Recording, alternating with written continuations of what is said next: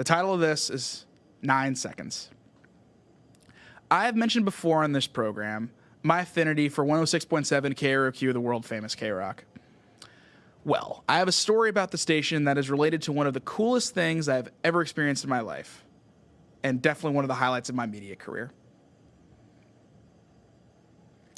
So in December of 2023, I applied for a part-time on-air position with the station while living in Southern California. After sending out countless of applications to other stations, I wanted to do something to stand out this time around. KROQ has a tradition of having many bands come together to perform at the LA, now Kia Forum, every December. Almost Acoustic Christmas has been an LA mainstay for over 30 years now. And I had heard the station that year was having their morning show conduct a live broadcast before the concert got underway. And so I printed out a few copies of my resume and ventured up to Inglewood. And I was nervous as hell, for sure, as working at KROQ would have been an incredible experience. But I just kept telling myself, they're going to be as lucky to have you as you would be to work for them. So, Klein Alley Show was set to be on the air from 3 to 5 that day, and other KROQ personalities and higher-ups would be at the forum. And my goal was to put a face to my most recent application. And so while enjoying their remote broadcasts and musical breaks, I wanted to find the perfect time to strike. I noticed a few fans that approached them and the hosts during their musical breaks, commercials, and I didn't see pepper spray being used by them, which I took note of. Thought that was a good sign. And while thinking about how I should approach them, I just got that feeling you get in your gut when you know you have to do something. You're just not sure exactly when or how. Scenarios raced in my head, classic overthinker. They could be pissed about me doing this during their show. I would understand. I mean, would you want some stranger approaching you for a recent job application to their company while you're just filling out the copying machine? Probably not. But I knew I had to at least introduce myself and attempt to hand them my resume. I would never forgive myself for buying a ticket, getting resumes ready, driving up to Inglewood, witnessing a KROQ broadcast just feet from me, and then folding at this potentially life-changing opportunity. I had to go up there and just live with the results. So after they talked with a dad and kid, I saw they were in a good mood, and I decided to head up. And I approached them and introduced myself and told them that I had just applied for a spot at the station, and I was really nervous about not sounding deranged or desperate, which was no easy feat for this situation for sure. And when I said my name, that I just applied for an honor position at KROQ, they did not seem offended. In fact, they seemed quite intrigued. I gave them a copy of my resume and just stepped back, and I was definitely feeling good about where it had gone. So Klein then called over Johnny, who's one of the guys who worked for their show, and he talked to him. And I could tell they were discussing what had just happened because they were both looking over at me. And then Johnny comes over and tells me something surreal, and I'll never forget it. I was going to intro the next song on the station. And I remember thinking something to the effect of, this is what you wanted, man. A chance. Your foot in the door. You now have a chance to show KROQ and its listeners what you have to offer. So I hopped on stage, got my headset, microphone, all comfortable. And then Klein told me not to worry. He was going to let me know what song was going to be playing next and how long I had to cue it up before the singing began. Hitting the post. And the track was No Doubt's Just a Girl. And I was going to have 9 seconds before Gwen would take it from there. And I remember Klein asking about my experience in radio, and I said, yeah, I had some experience on live on-air broadcasts. And he told me that was good, because there was going to be 60,000 people listening. And then, funny enough, I didn't feel my heart start beating really fast. I honestly just felt ready for the moment.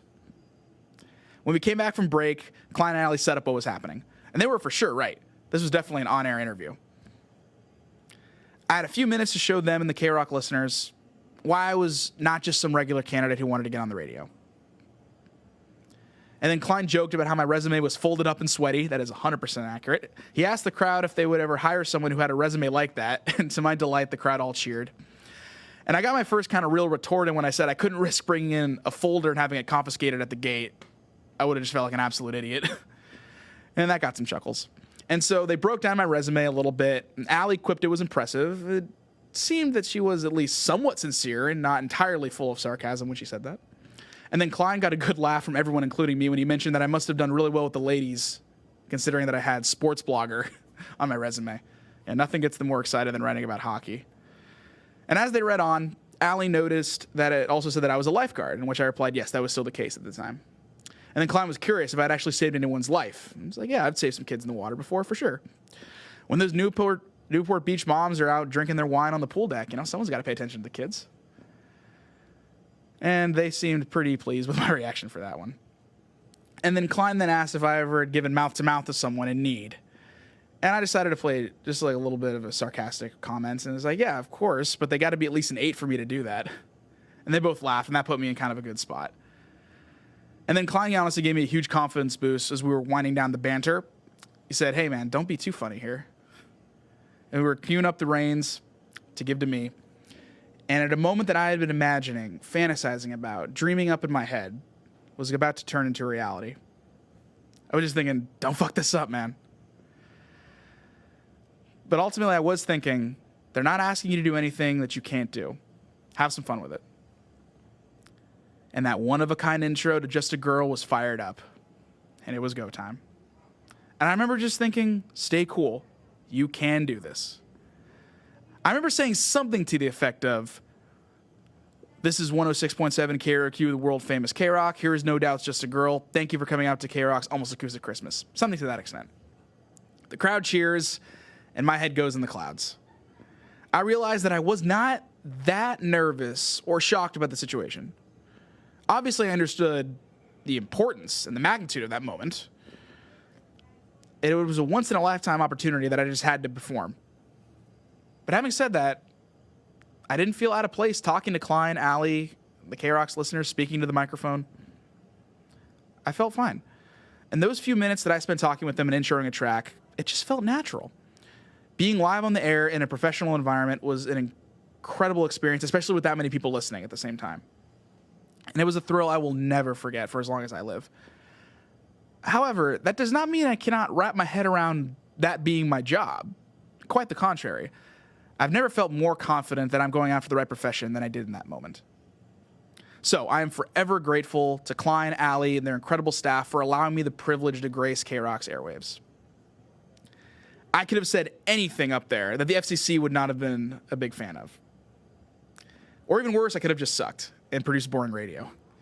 But I appreciated them trusting me and believing in me that I would represent their station to the best of my ability.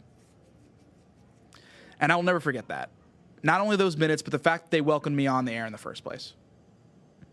And honestly, I was in the middle of a pretty hard few months. Personally, my family was going through a lot in 2023. That was the year my father passed away. Professionally, I had a lot on my plate, and I was beyond frustrated with sending out resumes, applications, LinkedIn requests when I was looking for media work, and oftentimes I wouldn't even hear back from them. Being rejected is frustrating. Getting ignored is devastating. And so to have one of the best moments of my entire life transpire in 2023 really meant a lot to me. Introducing a song on KROQ and it being from an all-time Orange County band, no less, got me in a better state of mind heading into the next year. And that day definitely reminded me, I am as qualified to speak into the microphone professionally as any asshole in the industry now. And less than 2 years later, hosting this program, enjoying it every day, having an absolute blast, and I cannot wait to keep this podcast going along. And so No Doubt's Just a Girl will always hold a great significance to me personally. Hearing that wicked intro or Gwen's incredible voice will always remind me of the time that I got to live out a dream. I have a plethora of tunes that conjure up emotion and happy memories in my life, 100%. But few tracks are the literal soundtrack to a specific moment I can recall so vividly. And it was not lost on me the significance of introducing that band in that situation. As KROQ was the first station to play No Doubt's Just a Girl, and it was a thrill of a lifetime to set up any song, but it was really special that it ended up being one of the legendary songs that helped define KROQ's greatness. So bringing it back to the topic of No Doubt's Tragic Kingdom, this album has a way of resonating with people from all kinds of varying generations and differing experiences. For people who grew up with Gwen and her music, they were able to see the peaks and valleys that come along with being a celebrity, both professionally and personally. Gwen Stefani introduced herself to the world as a spunky blonde pixie with a voice that was a cyanide pill coated with sugar. Her attitude, style, and demeanor were intoxicating for men and women alike. And she attended her coming out party with an incredibly gifted cast of musicians who would help launch her into the stratosphere.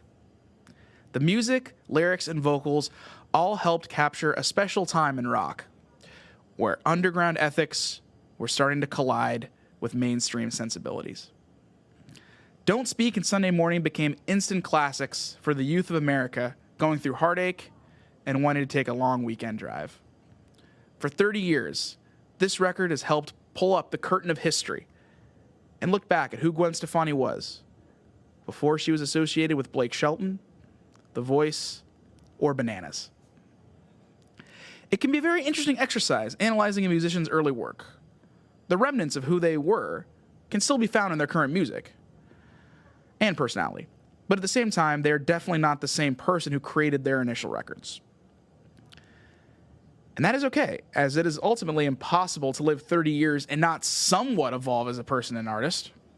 Some musicians do not change much over their time, but at the end of the day, it is an exercise in futility to try to stay 26 forever. Life happens to us all.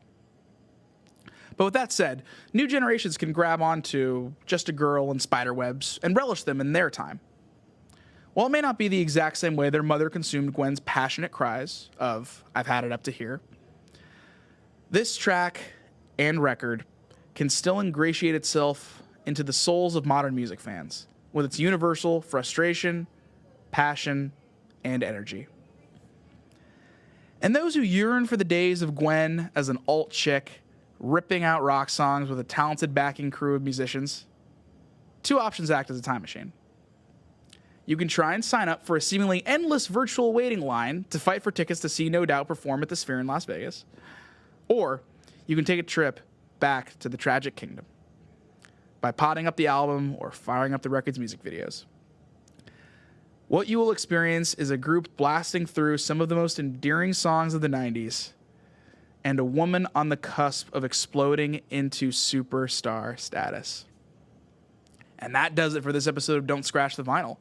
So just a few housekeeping items before I sign off. Please follow the show on Twitter, Instagram, TikTok, YouTube, and Facebook at DSTVPod. The Facebook page is Don't Scratch the Vinyl Podcast. I have clips up and will be adding additional content to those channels as long as I'm producing the show, which I plan on doing for quite some time.